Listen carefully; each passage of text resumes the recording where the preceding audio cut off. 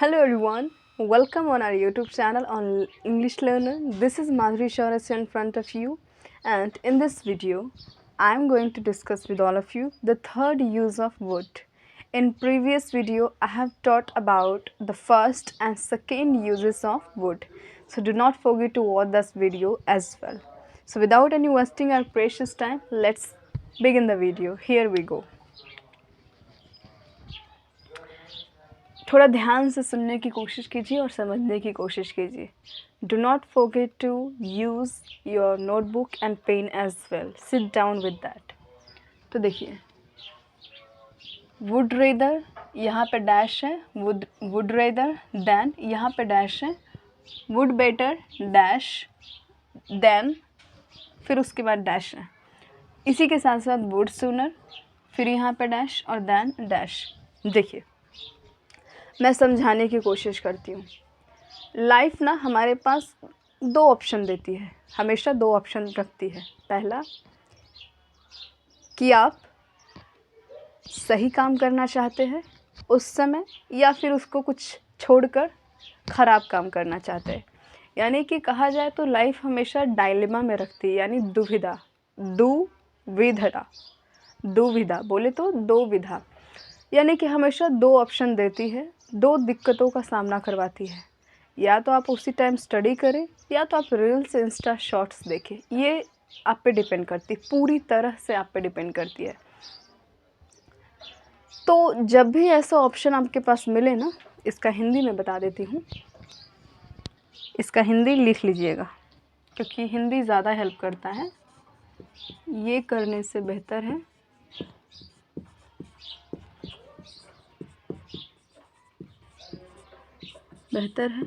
वो करो,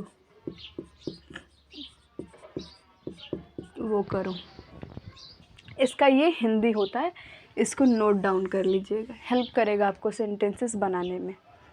तो जब भी आपको लाइफ इस तरह की दुविधा में रखती है तो याद रखिए, जो भी अच्छा वाला ऑप्शन होता है, यानी कि मेरे पास दो काम है.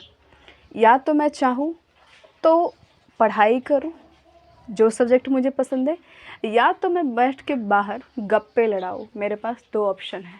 यानी कि पढ़ाई करना is a good option and gossip is a wrong option for me when it's come about study. तो जो अध्ययन करना है वो एक अच्छा ऑप्शन है. जो अच्छा ऑप्शन होता है वो यहाँ लिखा जाता है वुड रेदर के बाद. और ये तीनों है ना, ये तीनों सेम है, तीनों ही सेम है. आप इन तीनों में से कोई भी यूज़ कर सकते हैं, वो गलत कंसिडर नहीं किया जाएगा. तीनों ही है, इसलिए मैंने तीनों लिख दिया है. और जो गॉसिप करना यानी बाहर बैठकर गप्पे लड़ाना, that is a bad option. तो बैड ऑप्शन होगा जो यहाँ पे लिखा जाएगा. आप ऐसे करके लिख लीजिएगा, बैड एंड गुड, ऐसे करके लिख लीजिएगा, ताकि जब भी आप नोट को पलटे तो आपको ये थोड़ा सा रिमाइंड करा दे कि हाँ, यहाँ पे ये होता है, यहाँ पे ये होता है. तो आप नोट में करके ऐसे लिख लीजिएगा कि जब भी ज़िंदगी हमें दो ऑप्शन देती है, पहला अच्छा और दूसरा बुरा, यानी कि दो डायलेमा में रखती है. जो अध्ययन, सपोज दैट अगर दो ऑप्शन में से अध्ययन करना हो और दूसरा गॉसिप लड़ाना हो, तो अध्ययन करना is a good option for me at that time and gossip is a bad option for me at that time. So which is a good option means that a study it should be here and which is bad option it should be here. आप ऐसे करके लिख लीजिएगा ताकि आप थोड़ा पढ़े तो आपको अच्छा फील हो, समझ जाए टॉपिक को जल्दी. तो ये कुछ इस तरह से है. अब मैं बताती हूँ इसका कुछ सेंटेंसेस में यूज़ करके. जैसे कि मैं बोलना चाहती हूँ, मैं ये करने से अच्छा है कि मैं वो करूँ. मैं कई बार कहते हैं ना, अरे नहीं यार, ये करने से तो अच्छा है कि मैं वही कर लूँ.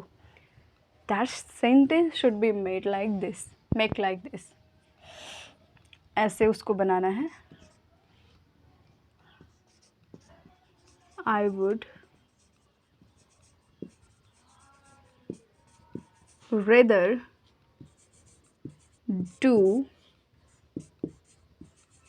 देन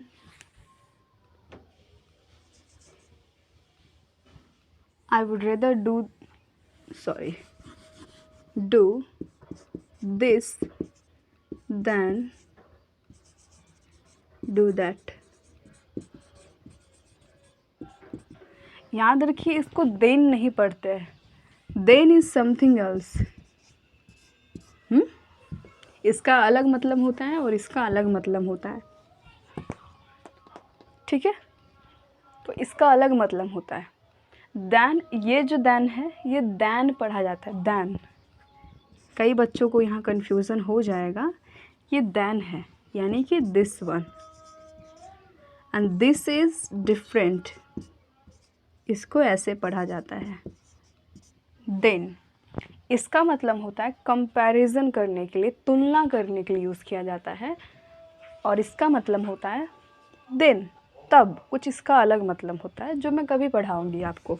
तो बस इतना ध्यान रखिएगा, कंफ्यूज मत होइएगा, बस इतना बताना चाहती हूँ। I would rather do this than do that.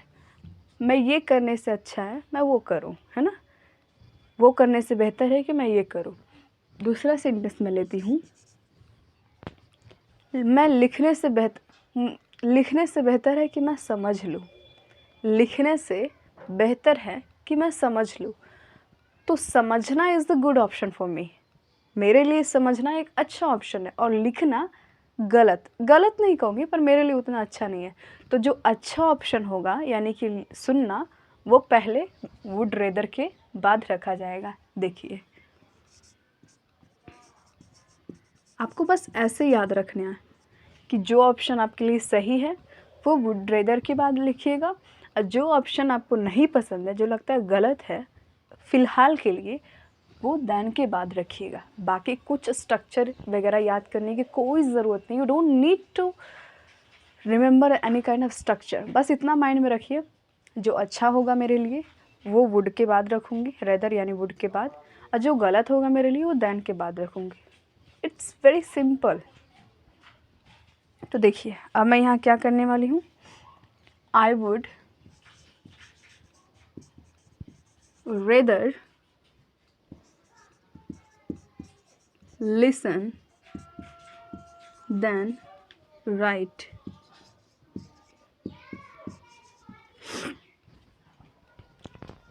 मैं लिखने से बेहतर समझ लूँ। I would rather listen than write. एक और सेंटेंस में लिखती हूँ,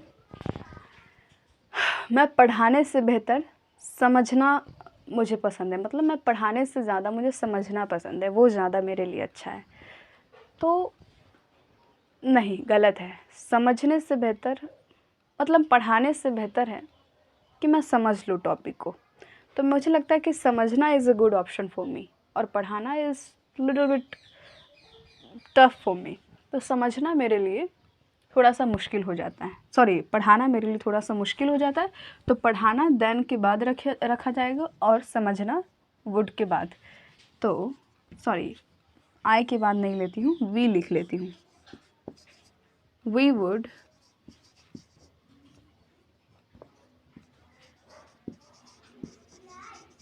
rather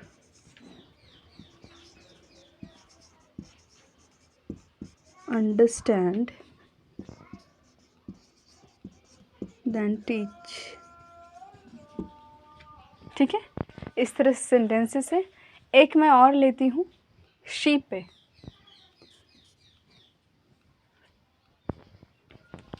उसे और क्या, उसे बैठने से बेहतर है, उसे बैठने से बेहतर लगता है कि वह खेल ले। तो खेलना is good option for her, और बैठना is not a good option for her. तो देखिए, बनाते हैं।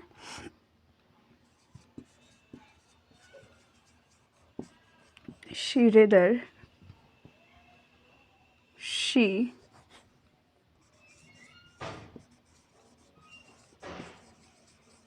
she would rather play than sit।